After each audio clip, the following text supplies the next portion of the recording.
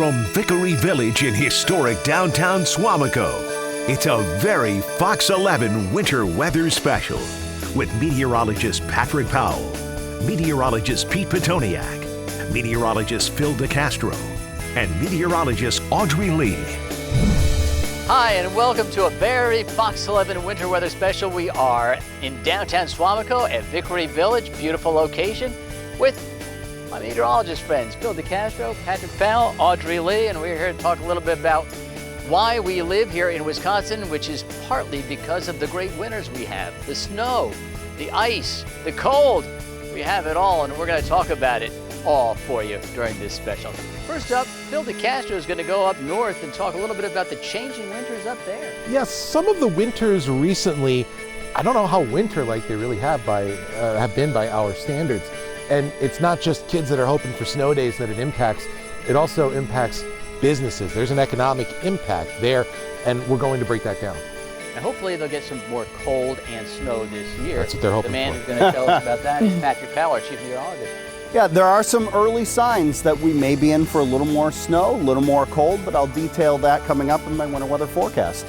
And how about the ice? It seems like, Audrey, I've been hearing more about ice flowing out to the bay or more people trapped on the ice. You're going to kind of look into that, right? So yeah, we're talking about ice recoveries and how we've been seeing more of that the last several winters, and just how the ice in Wisconsin has been changing over the last several years.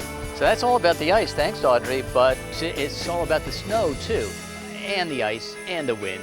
It's all about how we name winter storms, because all those elements are part of the factors and why we name winter storms. And I have the latest list. 10 names for the 2025-26 season for the winter storm names. So stick around. We have some ice, we got the snow and the cold, and we have your forecast coming up on a very Fox 11 winter weather special. Now, we've had a couple of winters in a row where things are a little less snow, not as much cold. Is that having an impact on how Wisconsin is dealing with winter? It really is, because when it comes to the weather, there's very few parts of our lives that the weather doesn't impact. And that's especially true for economic sectors, for businesses in the area. And our winters are changing over time. And I took a closer look at some businesses and some economies to see what kind of an impact it could have moving forward. When you think winter in Wisconsin, you think snow, and normally we get plenty of it. It's one of the 10 snowiest states by overall average every year. But over the last 10 to 20 years, our winters have been erratic. 3 of Greenbay's snowiest winters have been in the last 20 years, but 4 out of our last 5 have ended up well below average. You're going to have changes in your whole kind of what you think of as winter being. Jen Brady is a senior data analyst with Climate Central, a nonprofit that tracks trends and changes in weather and climate. Since 1970, our winters in particular have been changing more than anywhere else. Greenbay was the 3rd fastest warming winter. Number 2 was Milwaukee. Number 1 was Burlington, Vermont. So all along the top edge there, and they were all 7 degrees plus. To be clear, we will still see snow and it will still be cold. We're not canceling winter.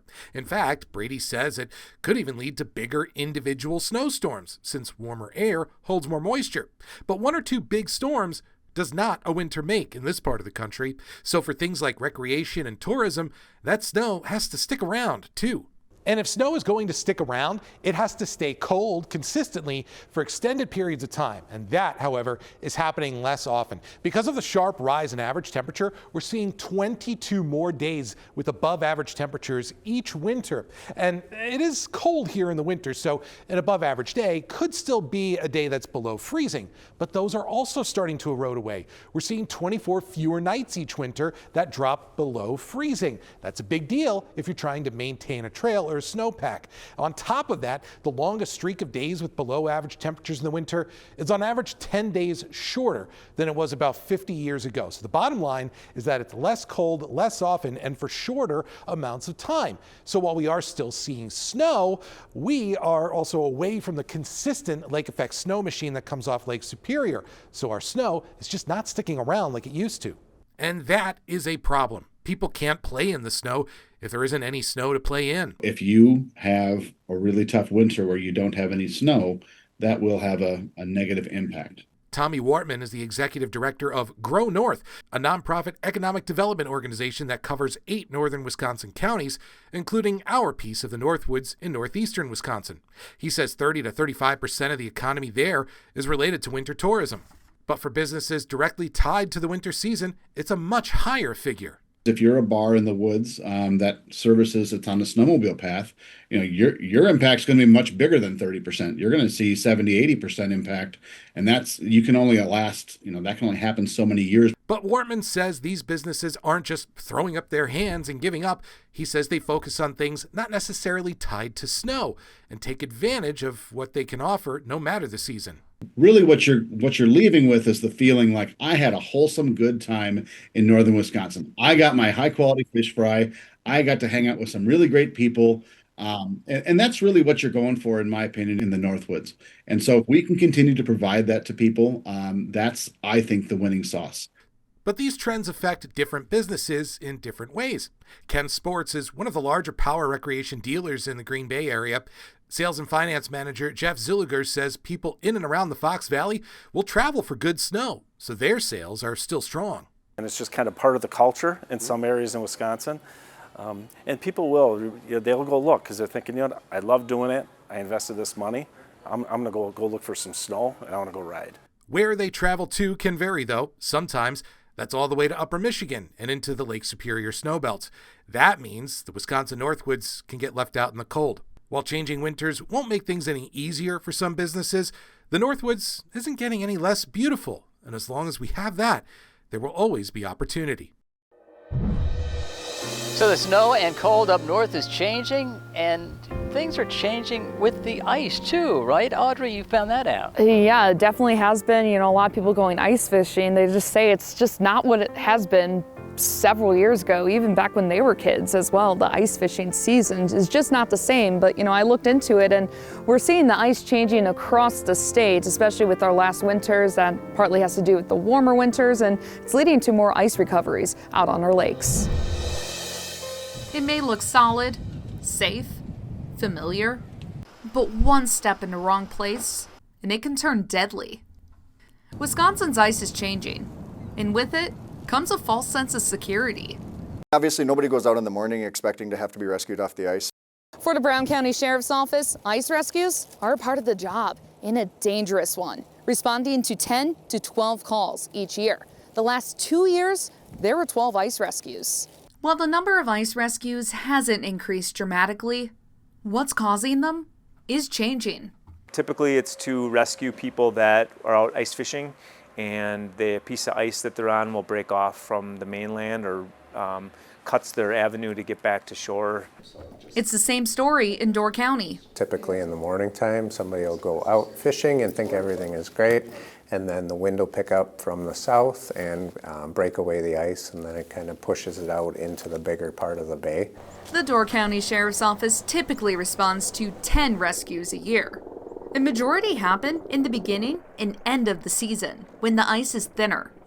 For the 2024-2025 season, 13 rescues were conducted, a number of them influenced by recreational vehicles. 10 or 20 years ago, we were looking at a lot of vehicles going out on the ice. Now with ATVs and UTVs, we see a lot of people going out when there's not as much ice, and they seem a little more daring just because they feel maybe that a four-wheeler or a UTV can get on the ice.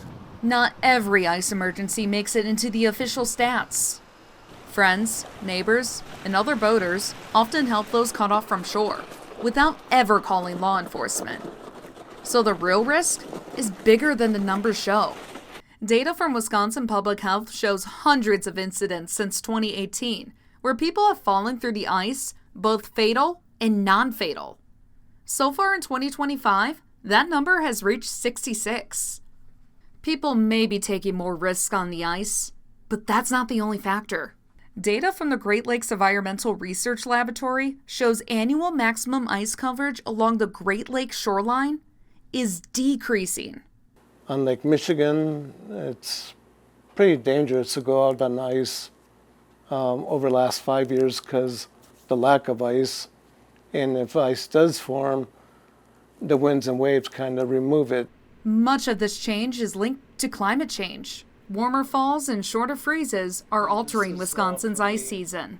Looking at Greenbay over the last 5 years, since 2021, the fall average temperature has been running 2 to 5.5 degrees above normal. And the winter of 2023-2024 was the warmest on record for Greenbay. That actually led to open water on the bay in February and March, and even open water on Lake Winnebago. Talking to locals down there, that's never happened in the last 60, 70 years. It's not just a few warm days. Average winter temperatures in Greenbay have risen 7 degrees since the 1970s, making it harder for ice to form solidly. So the ice is always going to freeze differently every year, and especially on different bodies of water. There will always be some risk when operating a recreational vehicle on the ice or even walking out on the ice. When temperatures fluctuate, ice weakens from underneath. Now, ice needs to be at least 4 inches thick to walk on, 5 to 7 inches for a snowmobile or ATV, and 8 to 12 inches for a small car. But warmer winters are making it hard to reach those levels, putting every ice outing at risk. And ice rescues aren't cheap.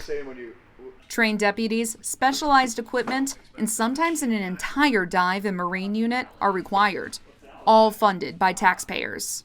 So quantifying a rescue into a number is hard. The short answer to that is it's taxpayer money. Our job is to go out there and help people who need help. It's the same tax dollars that fund the sheriff's office and other law enforcement agencies throughout the year.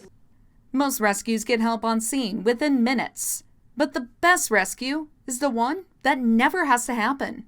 We want people to kind of look ahead, because what they do and what causes a danger to them also creates a bigger danger typically to our rescuers that have to go out and find them, bring them back to shore.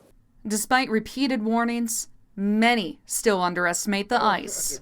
Humans we're people of habit, so we do the same thing year after year. But I do think that there is an element of people always doing the same thing year after year. Thanks to the training, skill, and selfless work of local law enforcement, lives are saved every winter. But even with that protection, no ice is 100% safe. If there was a point when the ice was completely safe, then we wouldn't have a dive team that has to train in ice rescues, and we wouldn't have to have a marine unit with an airboat and specialized tools to perform these ice rescues. It's more important than ever to check local conditions, never go out alone, and always have a safety plan in place, because one misstep on the ice can turn deadly in seconds. Don't go anywhere. Right after the break, Pete's going to have our winter storm names for this upcoming season right here on a very Fox 11 winter weather special. Welcome back to Vickery Village in a very Fox 11 winter weather special. Welcome back. You know, it's actually my second winter here, and got through my first winter here of naming winter storms. We saw about 6, but can you tell us a little bit more on why Fox 11 names winter storms? Well, it's really become a tradition at Fox 11 to name winter storms. We've been doing it for more than 35 years. We use certain criteria, the main criteria being 5 inches of snow in most of the area. That's the one criteria. We also use ice, wind, and the timing of the event to name a winter storm. And we had 6 last year, as you said. Let's look back at those and a look ahead to this year's names. Fox 11 started naming winter storms in 1987 with Snowstorm Ashwaubenon. When we first started naming storms, they were named after area towns. In 2005, we started using proper names, starting with A each year. We name storms for identification purposes, so it's easy to remember those really big storms like Blizzard Evelyn in 2018. And because when the Fox 11 meteorologists name an upcoming storm using significant criteria such as at least 5 inches of snow, it means it's going to be impactful, and it's time for you to plan and prepare. Last season, we named 6 storms, starting with Asher on December 19th, 2024. It was one of our bigger storms. Asher brought 3 to 8 inches of snow to the area, with 7 inches falling in Green Bay. We went a couple of months then before Winter Storm Brenda blew in on February 8th with 6 to 11 inches of snow. Just a week after that, on February 14th, Winter Storm Cooper started and laid down 6 to 9 inches of snow with a couple of rounds of snowfall. Winter Storm Daisy on March 5th was a rain changing to snow event, and strong winds of 45 miles an hour made for blowing snow in the area and low visibility. Ezra on March 19th and 20th brought rain changing to snow and a heavy band of snow to the north. And finally, Franny at the end of March. Much more than just snow. It had periods of snow, ice, rain, and thunderstorms. And parts of our area saw totals of more than a half inch of ice. And now it's time for the winter storm names 2025, 2026 from Fox 11. We start with A and we go all the way to J. And this year we start with Aurora, then Bo, Clara, Diego, and Elsa. The next 5, Ferdinand, Gwen, Heath, Iceland, and Jet. And there's the list of this season's Fox 11 winter storm names. Is your name on the list? So now we have the names. How many will we use? That's why we look to Patrick Powell to tell us, because he's been forecasting winter weather for years here on Fox 11. And what have you found out this year? This year's been very interesting. You know, the data was a little slow to come in, had some issues getting stuff, but now that I'm getting the data, things are really looking on track, and the forecast is something that probably a lot of people are going to like. My winter weather forecast for the winter of 2025-2026 looks pretty solid. A lot of the data took a long time to come in, but things are looking good now. But when we do this each year, we go back and take a look at, is it worth it? Is it worth it to do a winter forecast? Well, of the last 19 years, 8 of the forecasts have been right inside the forecast range. 7 have been very close. But sometimes I narrow the range too much, or we miss a little on the top side because we had 1 extra snowstorm. And there were literally 4 bad forecasts over the 19 years. Last year, forecast 50 to 60 inches for the winter. Actually, we came out short of that at 43.3. Part of that was due to an ice storm that we had in February. Now, the bad winter forecast, a lot of this is due to what happens in the North Atlantic Ocean. When the cycle flips in the North Atlantic Ocean, it ends up making things, in many of these cases, either significantly warmer than we were expecting, or in one of these cases, significantly colder than we were expecting. From the close winter forecast, in almost each one of these, I have the range right on the right side of average. In some cases, I just didn't go far enough. Or in some cases, I just underestimated exactly how much snow we were going to get. Now, with the correct forecast, that's 8 of the last 19 years, and it's the majority of the forecast. And you can see most of those falling within the range, and that's what we're trying to do each and every winter. In order to accomplish a winter forecast, it takes a lot of data, and we pour through data of different ocean temperatures and compare that to years past. And then we come up with a picture of how the atmosphere is going to evolve over the next couple of months. And some of the most important data that we get is from the tropical and the northern portions of the Pacific Ocean. Basically, we're checking water temperatures, because water temperatures that are warmer over a huge area can lead to pressure changes, which impact the jet stream and then impact what happens downstream into North America. So we look at the tropical Pacific water temperatures. Is there an El Nino or a La Nina? We also pay very close attention to the water temperatures over the northern Pacific Ocean, and we also look at Madden-Julian oscillations, which is basically, it's a 50 to 60 day precipitation cycle that we go through, and we go through it fairly often. Take a look at what we're expecting for this winter. Waters in the tropical Pacific have been running cooler. So I am expecting a weak La Nina throughout the winter with cooler tropical Pacific water. Over the North Pacific, records have been set. The temperatures in the northern Pacific Ocean are very, very warm. And that leads to what's called a negative Pacific decadal oscillation. The Pacific oscillates about every 10 to 20 years, and that means with a very strong negative Pacific decadal oscillation, it tends to lead to a little more snow around portions of North America. And also in the Atlantic, there's very warm water from the equator all the way up to the Arctic Circle. So throughout the entire Atlantic basin, we're seeing extremely warm water, and that's the second year in a row. So those are the keys to what the winter forecast is. So my forecast for this upcoming winter by month is coming up after this break on a very Fox 11 winter weather special. Welcome back to Vickery Village and a very Fox 11 winter weather special. So without further ado, here's the forecast that I have produced for this winter. For the month of December, the average temperature is 24.5. The average snow is 13.1. I am forecasting temperatures to be slightly below average, but snowfall should be close to average for the month of December. In January, the average temperature is 18.3. Average snow, 14.3. January, our coldest month, and I'm forecasting below average temperatures for January and near average snowfall. So cold, but not necessarily snowy.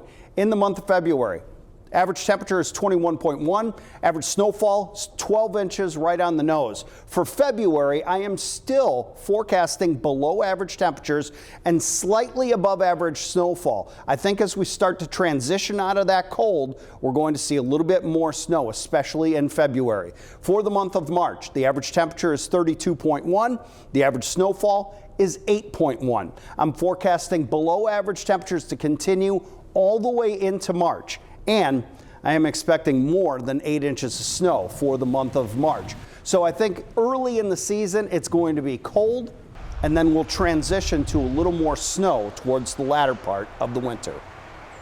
So to summarize, for the entire winter, the average winter temperature here in Green Bay, 22.2 degrees. And I am forecasting colder than average temperatures for the majority of the winter, 18 to 20 degrees for the season overall, so below average temperatures are expected. For snowfall, our average snowfall is now 55.6 inches for the entire winter. I'm forecasting 60 to 75 this winter, so I'm expecting above average snowfall. So in summary, this entire winter overall, it is going to be a colder winter with below average temperatures. This is likely going to be the coldest winter that we've had in about 10 years. Average snowfall will be above that at 60 to 75 inches, and I think we'll see fairly consistent snow all the way through at least mid-March. What would a very Fox 11 winter weather special be without trivia? Test your knowledge. We have the questions. You all set? Yep. All right. Yeah. Audrey, you start. What is the lowest temperature ever recorded in Green Bay? Is it A, 25 below, B, 36 below, C, 45 below? The answer is B, 36 below, set January 21st, 1888. How cold does the forecast have to be for an extreme cold warning to be issued in northeast Wisconsin? Is it A, -10, B, -20, or C, -30? The answer is C, -30. On average, how much snow does Green Bay get each winter? A, 35 inches, B, 45 inches, or C, 55 inches? The correct answer is C, 55 inches. How many winter storms did we name last season? Was it A, 6, B, 2, or C, 9? The answer is 6. What better way to end a very Fox 11 winter weather special than with some brews from Station 1 Brewing in Vickery Village. This entire winter, whether it's cold, snow, ice, or wind, keep it tuned to Fox 11. And don't just keep it tuned on TV. Make sure you're staying subscribed to all of our social media and digital platforms. And don't forget, wherever you go, the Fox 11 weather app has your back. All right, bring it in to Wisconsin winners. Yeah. Cheers! Cheers to the snow. To snow days. Snowflakes.